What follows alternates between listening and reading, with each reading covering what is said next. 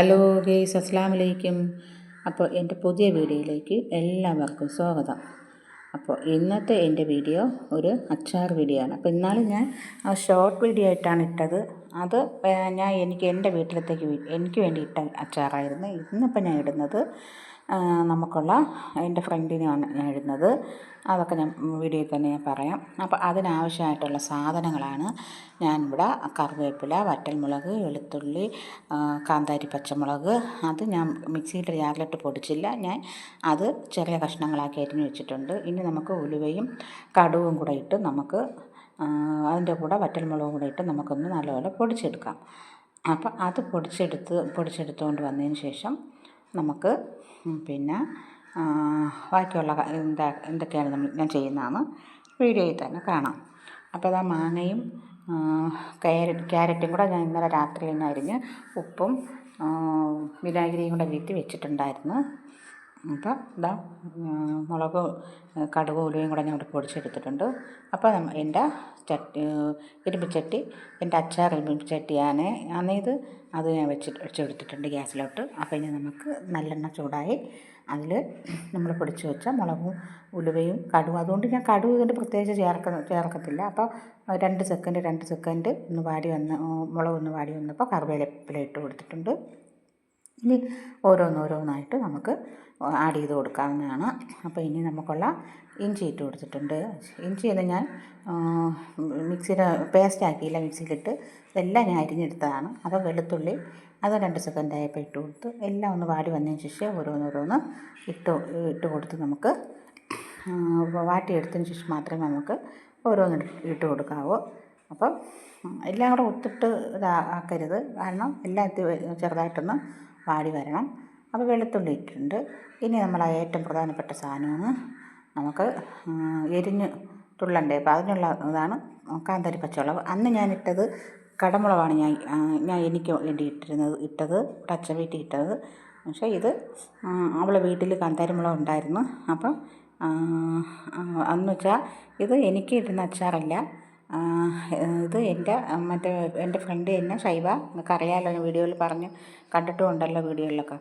അപ്പോൾ അവളെ വീട്ടിൽ നാളെ ഒരു പ്രധാനപ്പെട്ട ഒരു ഫംഗ്ഷൻ എന്താണെന്നൊക്കെ ഉള്ള നിങ്ങൾ എന്താണെന്നുള്ളത് നിങ്ങൾ എന്നെ കമൻറ്റിൽ പറയുക. പിന്നെ നിങ്ങൾ പറഞ്ഞില്ലെങ്കിൽ നാളത്തെ വീഡിയോയിൽ ഞാൻ പറയാം. അപ്പോൾ ഞാൻ പറഞ്ഞു ഞാൻ അച്ചാറിട്ടത് ഇവിടെ എനിക്കിട്ട അച്ചാറിനെ അവൾക്ക് കൊണ്ട് കൊടുത്തായിരുന്നു. അപ്പം അവളെ മോക്കുമൊക്കെ ഇഷ്ടപ്പെട്ട് നല്ല അച്ചാറെന്ന് പറഞ്ഞു. അപ്പം മോളും എനിക്ക് വാട്സപ്പിൽ മെസ്സേജ് ഇട്ടായിരുന്നു, നല്ല അച്ചാറായിരുന്നു മമ്മിയെന്ന്. അപ്പോൾ ഞാൻ പറഞ്ഞു മാങ്ങയും ക്യാരറ്റും കൂടെ കഴിച്ച് കൊടുത്തുവിട്, ഞാൻ അച്ചാറിട്ട് തരാമെന്ന് പറഞ്ഞു. അങ്ങനെ അവൾ വാങ്ങിച്ച് ഇന്നലെ വൈകിട്ട് കൊണ്ടുവന്ന്, ഞാൻ തന്നെ വഴിയിലവിടെ പോയി വാങ്ങിച്ച് കൊണ്ടുവന്ന് ഇടാമെന്ന് വെച്ചാണ്.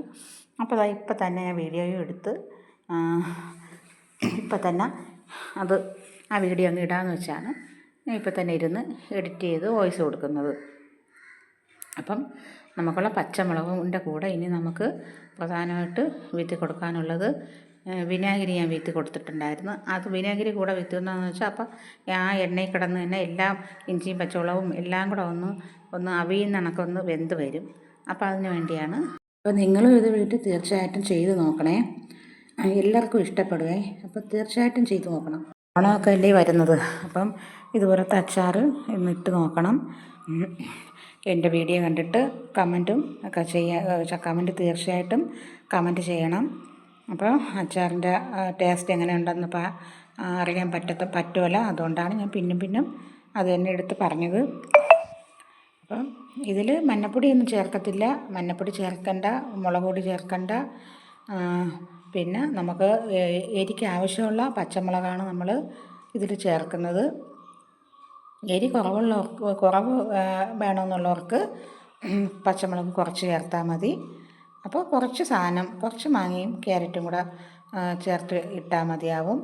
എരി വേണമെന്നുള്ളവർക്ക് ആവശ്യത്തിനനുസരിച്ചുള്ള എരിയിടാം. നമുക്കൊന്നും കുഴപ്പമില്ല, നമുക്കിവിടെ പൊതുവേ എരി ആവശ്യമാണ്, അതുകൊണ്ടാണ് നമ്മൾ എരി ഇടുന്നത്.